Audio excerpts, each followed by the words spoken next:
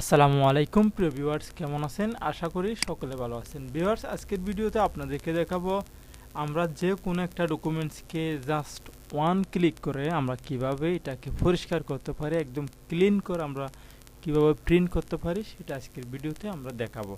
তো প্রিভিয়াস এখানে দেখতে পাচ্ছেন একটা এনআইডি কার্ডের ব্যাক পার্ট রেখেছি, তারপর আরেকটা সার্টিফিকেট, তারপর আরেকটা রয়েছে এখানে আপনার অভিভাবকের সম্মতিপত্র।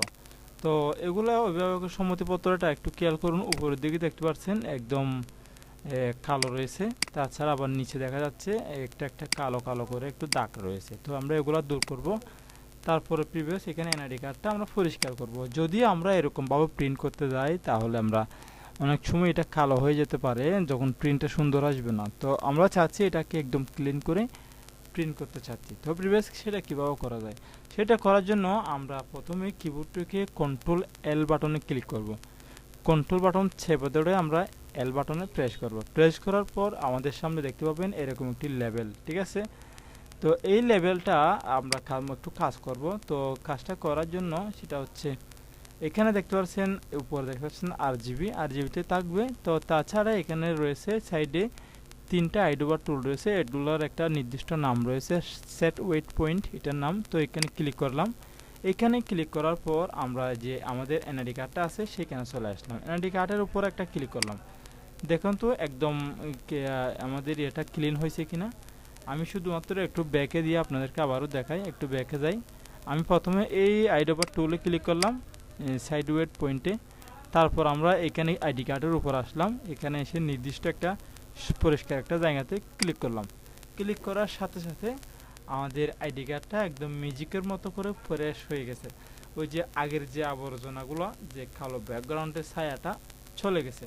তো আমরা চাইলে এইভাবে করে ছোট ছোট কাজগুলো আমরা করতে পারি। যেমন এটা একটা জাস্ট একটা ছোট্ট একটা কাজ আর কি। তো এগুলো আমরা শর্টকাটে করার জন্য আপনাদেরকে দেখাচ্ছি। তো প্রিভিয়াস আমরা ভিডিওটা লং না করে তারপরে আপনার মন চাইলে এদিকে এদিকে যেখানে দিলে আপনার এটা ভালো আসবে।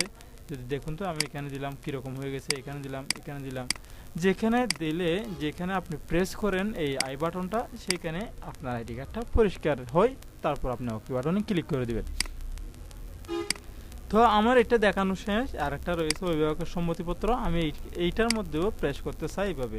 এটার ভিতরে যে ব্যাকগ্রাউন্ডের অবস্থা সেটা যদি সেইভাবে প্রিন্ট করে দিই তাহলে কাস্টমারের কাজটা অনেকটা যে ওনার সম্মতিপত্রটা রয়েছে এটা সুন্দর আসবে না, একটু অগোছালো আসবে। তো আমরা আবারও কিবোর্ডটিকে কন্ট্রোল এল বাটনে প্রেস করলাম। তারপর আমরা এখানে সাইড ওয়েট পয়েন্টে যেটা রয়েছে আইডোবার, এখানে ক্লিক করলাম। ক্লিক করার পর আমরা এই জায়গাতে ক্লিক করলাম। দেখুন তো এক ক্লিকে পরিষ্কার হয়েছে কিনা, আপনারা খেয়াল করে দেখুন। যেখানে যেখানে একদম ক্লিন হয়ে গেছে, একদম ফ্রেশ হয়ে গেছে।